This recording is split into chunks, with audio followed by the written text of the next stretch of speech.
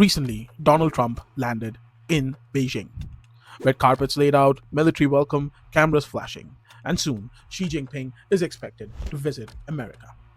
Two leaders, two great superpowers coming together in front of the cameras to smile.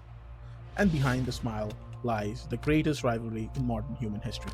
Because here's the thing, America and China are not just rivals, they're economically dependent on each other. And here's the twist, America built the China we see today. Because without the Western influence in American dollars, the economic boom, the trade, the AI development, the technological boom would not happen in China. None of it happens this fast without American money and Western influence. Today, that same China has become America's biggest rival in trade, military dominance, global influence, semiconductor manufacturing, and for us in South Asia, this isn't just international politics that happens somewhere else. Because when America and China fight or make changes of policies, the countries such as India, Pakistan, Bangladesh, Sri Lanka, Nepal, Bhutan, and Southeast Asia are the first countries to feel the first shockwave. So here's what we're going to do in the next few minutes. We're going to dig deep into the 150 years of history between the two superpowers, China and America. And by the end, you'll understand why your phone costs more, why the job markets are shifting, and why the next 10 years are more important than you think. My name is Sabit, and this is Sabit Explains.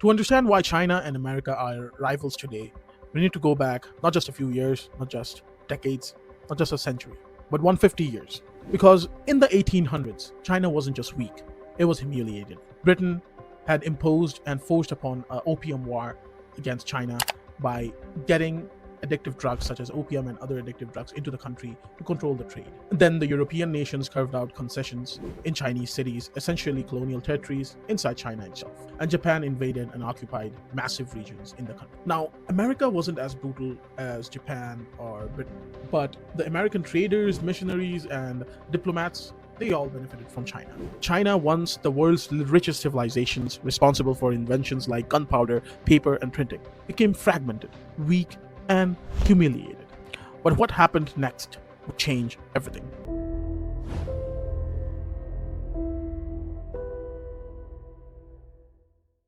Here's something that will blow your mind. 100 years of humiliation in Western hands despite being enemies. America and China became allies. Surprising, right? American pilots flew over Chinese regions, Chinese soldiers fought alongside American soldiers. For 4 years, these two ancient enemies fought on the same side. Some 14 million Chinese civilians died under Japanese occupation, but the moment Japan surrendered, everything changed. China collapsed into a civil war. On one side, Mao Zedong and the Communist Party. On the other side, the Chinese nationalist government backed by America. And by 1949, Mao had won, and communist China was born. And America's worst nightmare became a reality.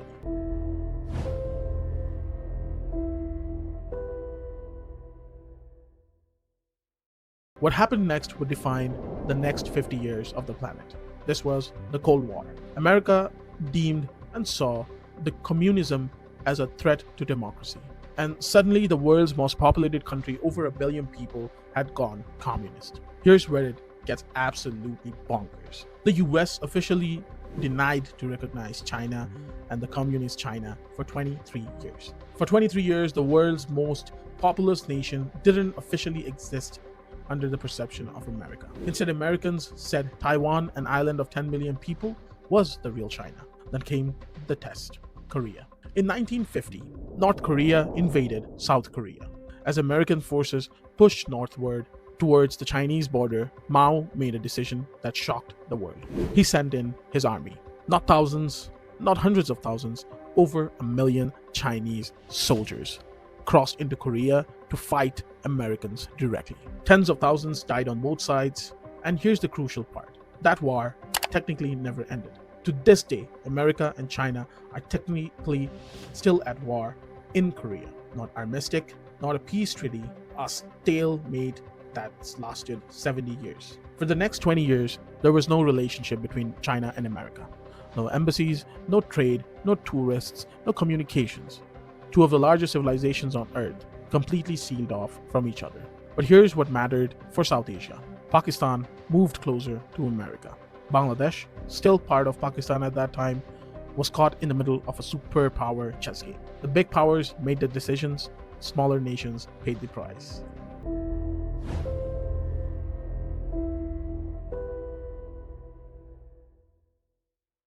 Then something shocking happened. Something so surprising that it shocked the entire world.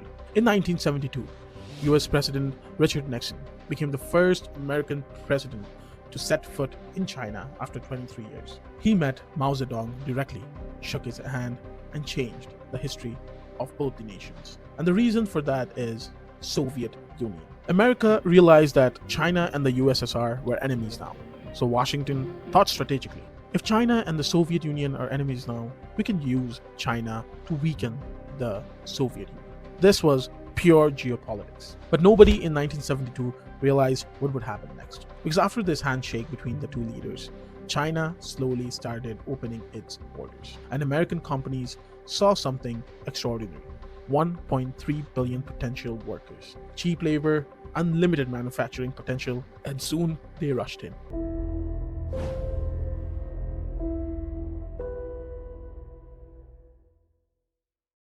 What happened next is one of the greatest economic transformations in human history. In just 30 years, China went from being a poor nation to the factory of the world. The 1980s and 1990s saw the greatest manufacturing migration of human history, and American companies rushed in. Nike moved its entire production to China. Apple started their production in China. American electronic companies started to flood into the nation. Shoes, clothes, cars, furnitures, everything you can think of that can be produced was being produced in China. And suddenly, Made in China became the most prominent manufacturing label you can find on any consumer packaged goods. China became the factory of the world. And here's the truth that often gets missed. The results were real.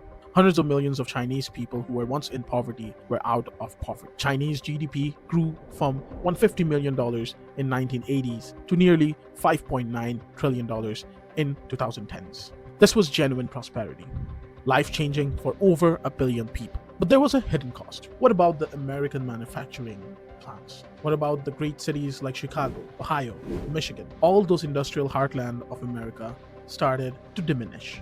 Entire industries moved overseas, and the American workers suffered. Here's what America made the biggest mistake. When America saw that China is being economically more successful, having a trade boom, making more money, they thought that the country would become more democratic. But that's not how it went. China became more capitalistic and authoritarian, a combination the West didn't expect. A communist party running the government of a capitalistic economy, all while maintaining total political control.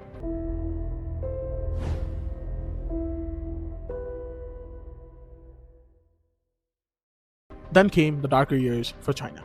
In June 4th, 1989, tanks rolled into Tiananmen Square. Chinese soldiers killed Chinese students who were demanding democracy. This had shattered the relationship between both the nations of US and China. And over the years, the US started targeting China and came with a bunch of accusations like IP thefts, mass surveillance, child labor, cyber espionage targeting government and military offices and corporate networks, human rights abuses in Tibet and Xinjiang. But China had accusations too. China started saying to America, you invaded Iraq, you invaded Iran, you bombed the Middle East, you have NSA surveillance programs, you've overthrown foreign governments. And honestly, China was right as well. Both the countries were successful at pointing out the wrongs of the other party.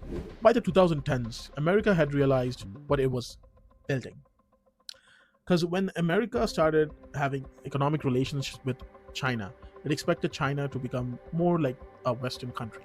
But China was staying the same and becoming more authoritarian. China was becoming a superpower. The world's longest supply chain was now tied to the world's most controlled government. Then Donald Trump returns to power, and everything exploded. Trade wars, tariffs, tech restrictions, semiconductor bans, TikTok battles, you name it. The hostility was no longer behind diplomatic language, it was open, raw, and real. So, where are we now? And why is it important?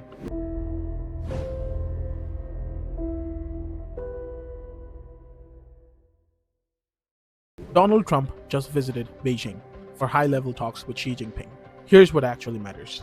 They discussed rolling back some Trump-era tariffs on Chinese goods, potential Chinese investment in American manufacturing, semiconductor regulations and standards, AI development, safeguards, and limits. Trump publicly stated that he expects Xi Jinping to visit America soon. But here's the thing. Neither country can actually separate from the other. America still depends on Chinese manufacturing for the phones in your pocket, the laptops that you work on, the clothes that you wear, the electronic items that you buy. China still depends on American consumers buying those products. On American technology, on access to American markets, it's like heavyweight boxers locked in a grip.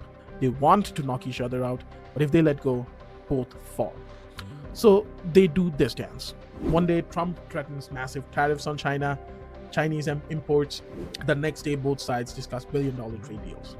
One day, America restricts chip exports to China. The next day, China signals interest in buying 100-plus Boeing aircraft. One day, military exercises are happening in the South China Sea. The next day, trade delegations and negotiations.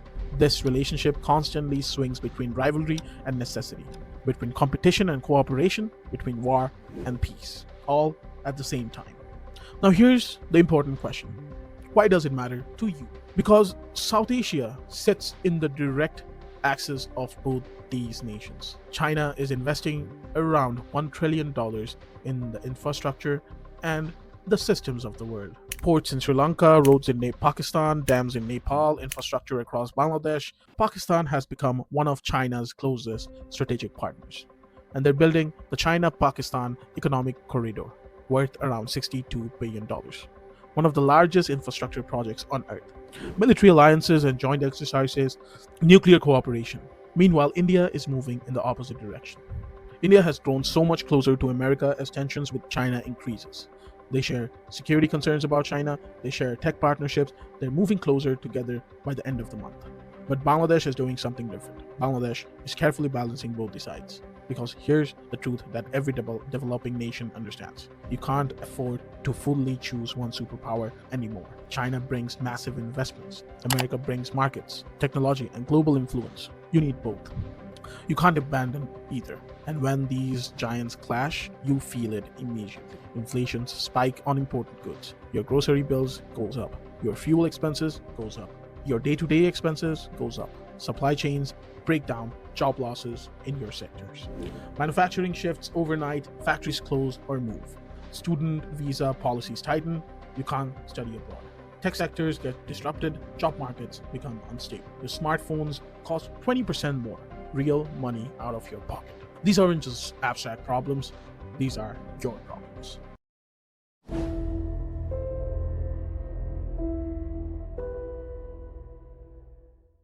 America fears losing global dominance. China believes its rise is inevitable and deserved. And the rest of the world? Caught somewhere in the between. The next world war might not begin with soldiers. It might begin with semiconductors. Whoever controls the chips controls technology, AI algorithms. Whoever masters AI controls the future. Rare earth minerals needed for everything from phones to weapons. Trade sanctions, weaponizing the economy, data networks, controlling information and surveillance, control of the Pacific, controlling global trade routes, or maybe the new Cold War has already begun. Because today, America and China trade together, they negotiate together, they smile together, but underneath all of it, neither side fully trusts the other anymore. And the future of the 21st century depends on what happens next between Washington and Beijing. The question isn't whether they'll compete, they already are. The real question is, will they compete without destroying each other, or are we watching the beginning of a new Cold War?